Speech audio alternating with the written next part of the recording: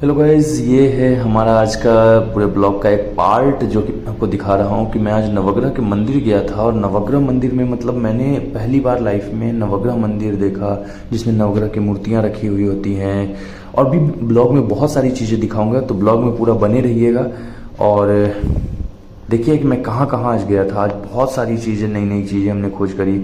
तो चलिए ब्लॉग की शुरुआत करते हैं।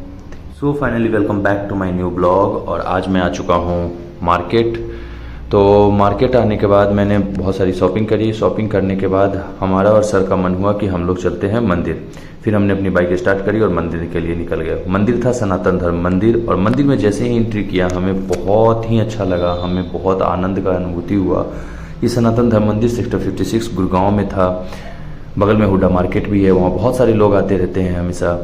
तो फिर हम लोग एंट्री कर गए वहाँ से मंदिर के गर्भगृह में। ये नई वाली मंदिर बन रही है, जो पार्ट है वो बन रहा है, लेकिन हम चले गए पुराने वाले पार्ट में। पुराने वाले पार्ट में जाते ही हमें इतना अच्छा लगा, क्योंकि वहाँ जो इंटीरियर वगैरह है इतना प्यारा है, इतना शांति लगता है उस मंदिर में एंट्री करने के बाद।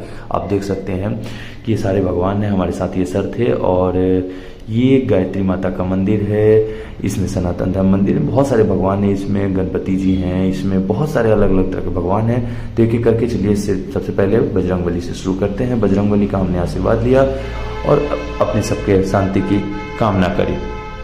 फिर बजरंगबली के आशीर्वाद लेने के बाद हम चले जाते हैं कि भाई राधे श्याम का आशीर्वाद लेने। उसके बाद हम चले आते हैं राम सीता लक्ष्मण का आशीर्वाद लेने।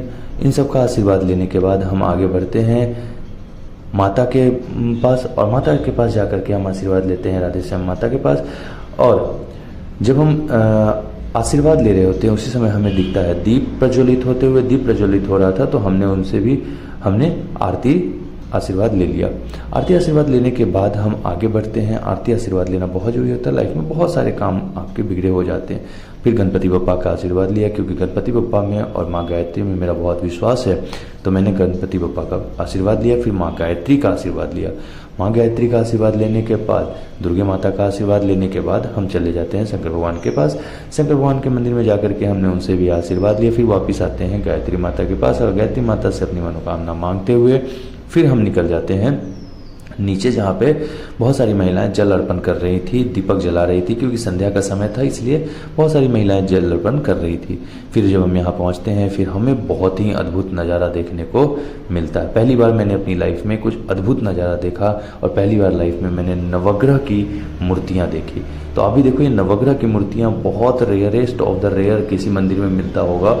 मुझे लगा कि मैं पहली बार ये देख रहा हूँ, इसलिए मैंने इसका आपको बताया कि मैं पहली बार अपनी लाइफ में देखा हूँ। तो आप लोग भी कमेंट करके बताएं कि आप लोग भी क्या पहली बार ही देख रहे हैं इस वीडियो के अंदर में नवग्रह का लकड़ी। नवग्रह का लकड़ी देखा होगा आप सबने, नवग्रह की मूर्तियाँ नहीं देखी होंगी। तो जिन्होंने भी नहीं देखा है जरूर कमेंट करके हमें बताएं। और सेक्टर 56 गुड़गांव में आकर के आप लोग भी दर्शन करें नवग्रह के, राहु केतु का, शनि का, जिनका भी जो दोष खराब है। और यहाँ पे मंत्र भी लिखा हुआ है, वो भी ठीक हो जाता है आपके नवग्रह आरती के थ्रू। तो ये था। उसके बाद हम चल के जाते हैं, सर ने हमें बुलाया कि चलिए सर चलते हैं वापस। तो फिर हम चले जाते हैं एक रिकॉर्डिंग करके। उसके बाद अपने घर की तरफ। घर पे आकर के हमने बहुत ही रिलैक्सिंग फील किया मंदिर जाने के बाद, और बहुत ही अच्छा लगा। तो थैंक यू, बाय बाय, मिलते हैं नेक्स्ट ब्लॉग में। थैंक